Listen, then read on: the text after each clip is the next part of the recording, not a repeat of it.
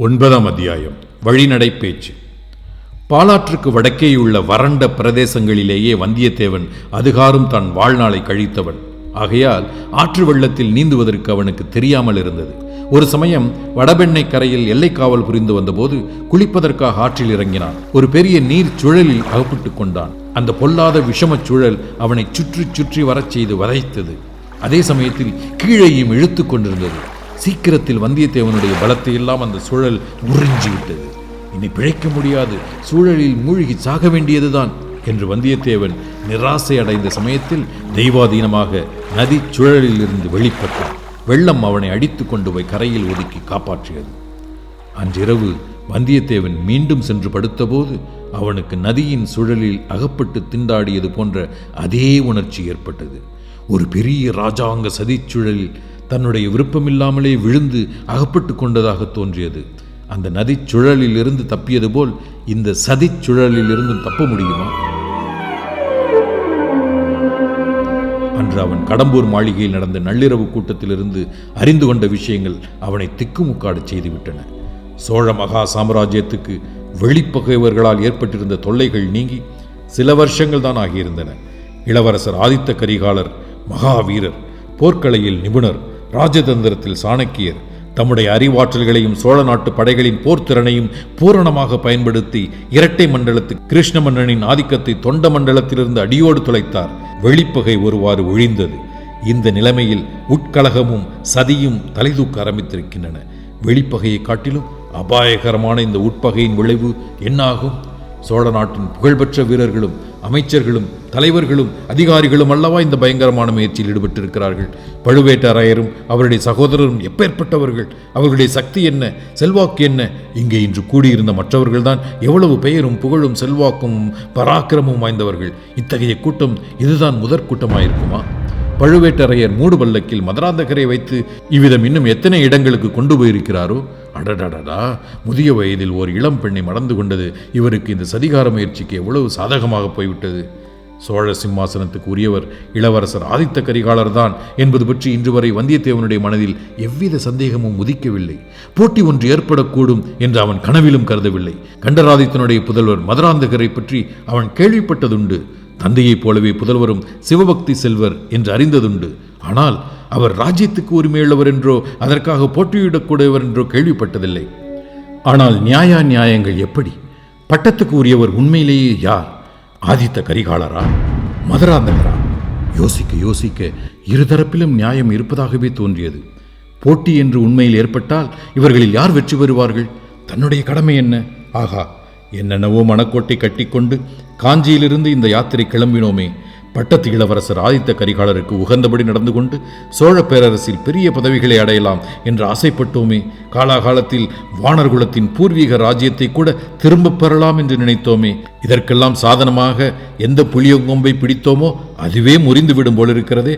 இத்தகைய சிந்தனைகளினால் வந்தியத்தேவன் 2ஆம் முறை வந்து படுத்த பிறகு வெகு தூரம் தூக்கம் பிடிக்காமல் திண்டாடினான்.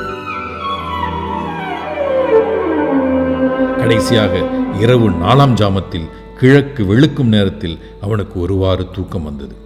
மறுநாள் காலையில் சூரிய உதயனுடைய செங்கிரணங்கள் சுளீர் என்று அவன் பேரில் பட்டபோது கூட வந்தியத்தேவன் எழுந்திருக்கவில்லை. கந்தன்மாறன் வந்து தட்டி எழுப்பிய போதுதான் தூக்கி வாரி போட்டுக் கொண்டு எழுந்தான்.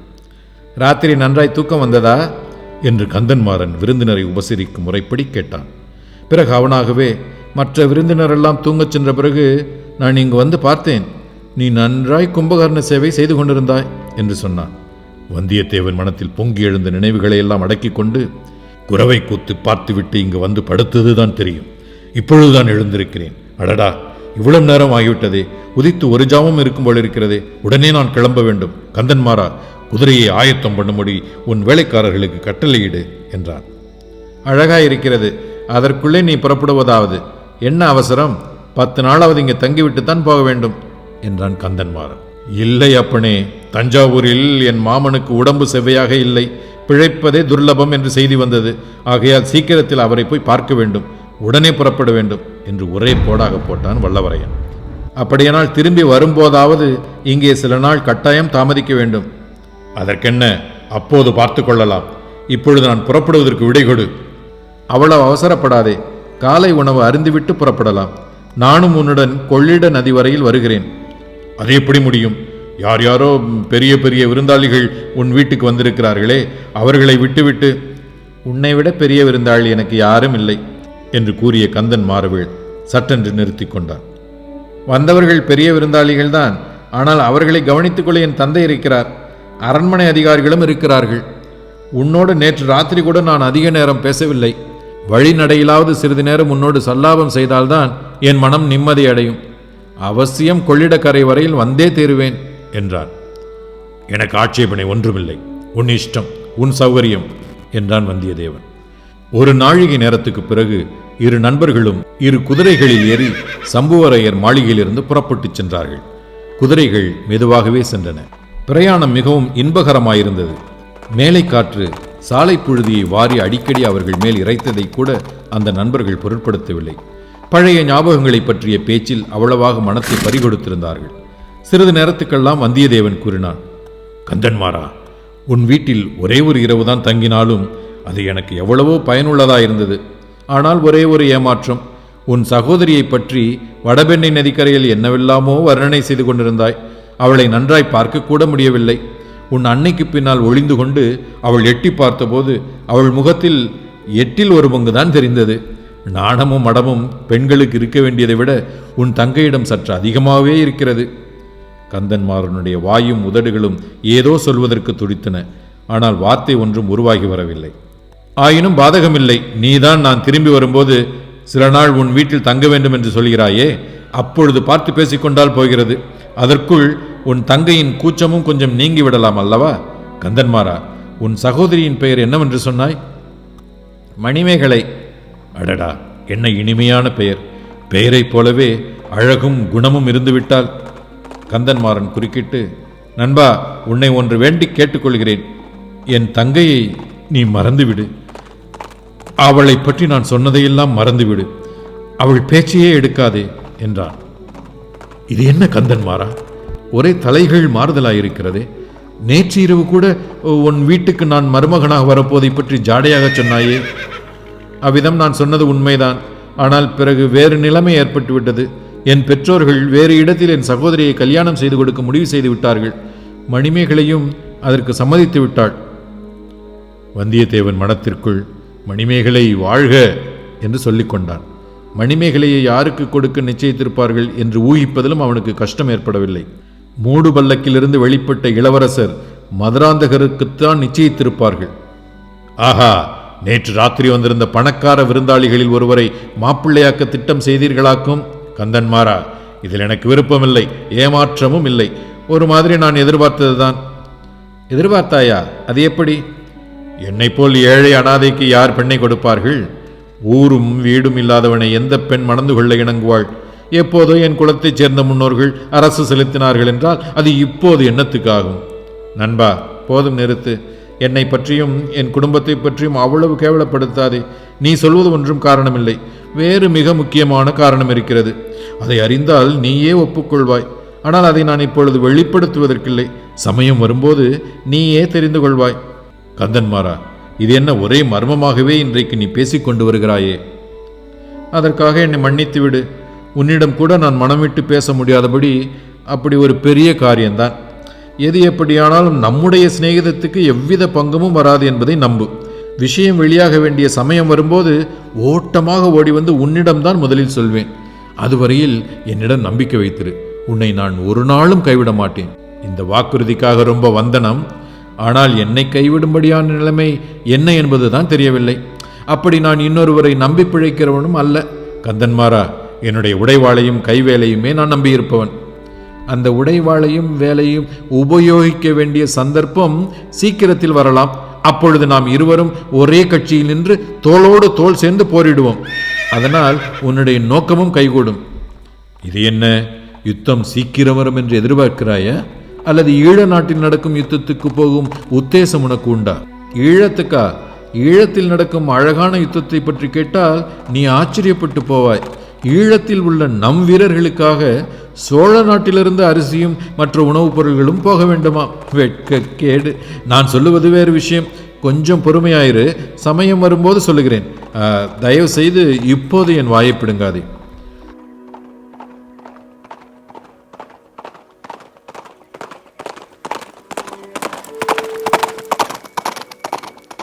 சரி சரி, உனக்கு விருப்பமில்லை என்றால் ஒன்றும் சொல்ல வேண்டாம், வாயை கூட திறக்க வேண்டாம், அதோ கொள்ளிடமும் தெரிகிறது என்றான் வந்தியத்தேவன்.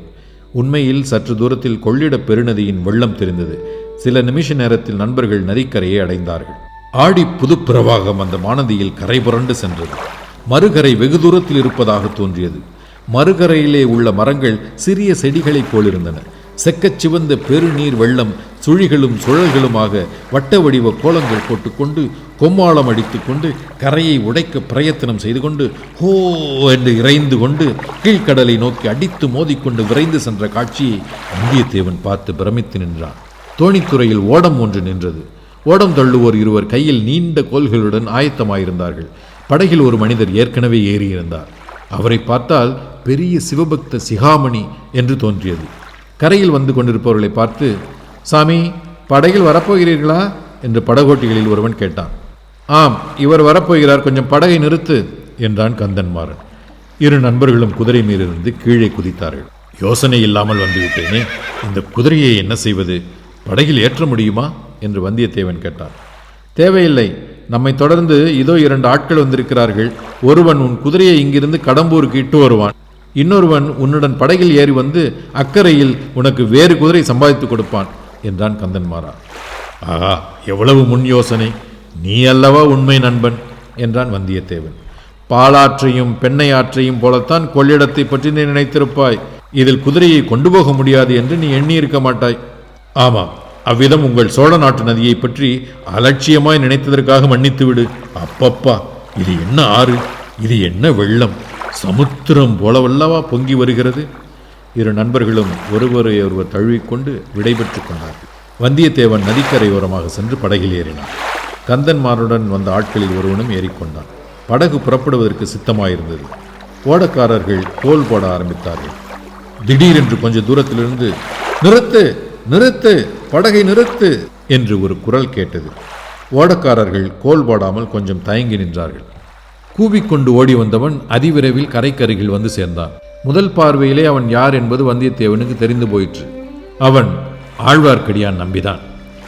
வருகிறவர் வைஷ்ணவர் என்பதை அறிந்ததும் படகில் இருந்த சைவர், விடு, படகை விடு, அந்த பாஷாண்டியுடன் நான் படகில் வரமாட்டேன், அவன் அடுத்த படகில் வரட்டும் என்றார்.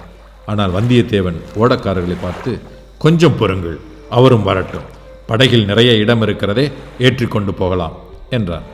ஆழ்வார்க்கடியானிடமிருந்து நேற்றிரவு நிகழ்ச்சிகளை பற்றி பல விஷயங்களை கேட்டு தெரிந்து கொள்ள வந்தியத்தேவன் விரும்பினான்.